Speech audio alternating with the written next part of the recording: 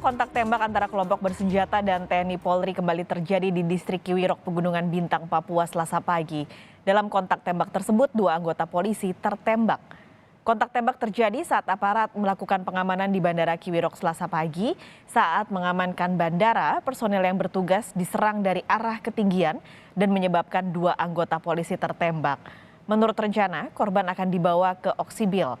Namun, helikopter yang akan mengevakuasi korban ditembak oleh kelompok teroris Papua. Hasil pemeriksaan terhadap helikopter ditemukan 2 tembakan pada baling-baling dan bagian bawah kursi pilot. Untuk mengetahui perkembangan pengejaran kelompok kriminal bersenjata ini, kita langsung bergabung dengan jurnalis Kompas TV, Vindi Rakmeni di Jayapura, Papua. Vindi, kondisi terkini di distrik Kiwirok seperti apa? Apakah tidak ada lagi warga Kiwirok yang bertahan di kota mereka? Sekali terkait dengan situasi di Kiwirok saat ini, memang dari keterangan yang disampaikan oleh Bupati Pegunungan Bintang P. Yan Bidana pada hari Senin lalu mengatakan bahwa hingga saat ini warga di distrik Kiwirok sendiri sudah mengungsi ke distrik-distrik terdekat karena khawatir menjadi korban dari serangan kelompok teroris ini. Diperkirakan jumlah warga yang sudah mengungsi sejauh ini terdapat 1.000 jiwa.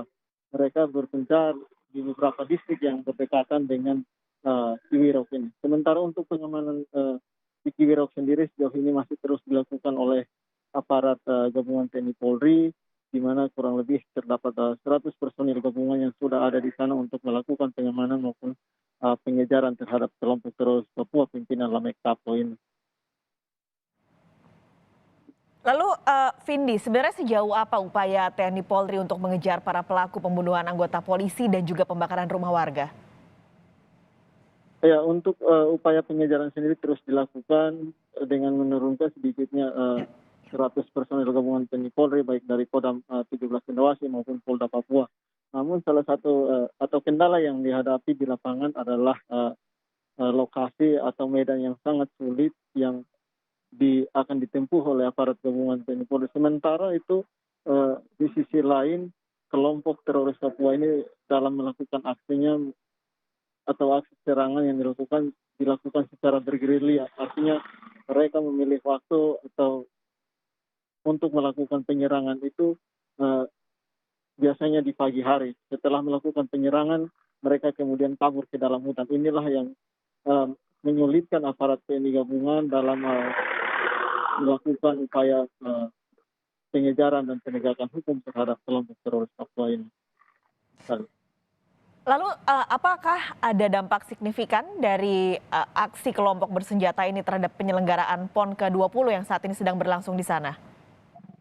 Ya, memang terkait aksi kejahatan yang dilakukan kelompok teroris di Kiwirok, Kabupaten Pegunungan Bintang ini memang tidak berdampak karena memang lokasinya atau tidak berdampak dengan penyelenggaraan PON yang berlangsung di 4 klaster, yakni Kota Jayapura, Kabupaten Jayapura, Kabupaten Mimika, dan juga Kabupaten Merauke. Karena memang lokasi kejadian ini yang berada di Kabupaten Pegunungan Bintang ini cukup berjauhan dari 4 klaster penyelenggaraan PON. Namun upaya pengamanan juga terus tingkatkan oleh aparat gabungan TNI Polri dengan menambah kekuatan pengamanan di sejumlah lokasi venue pertandingan, dan juga yang paling utama adalah pengamanan saat pembukaan PON nanti yang direncanakan akan dibuka oleh Presiden Joko Widodo pada tanggal 2 Oktober mendatang. Sejauh ini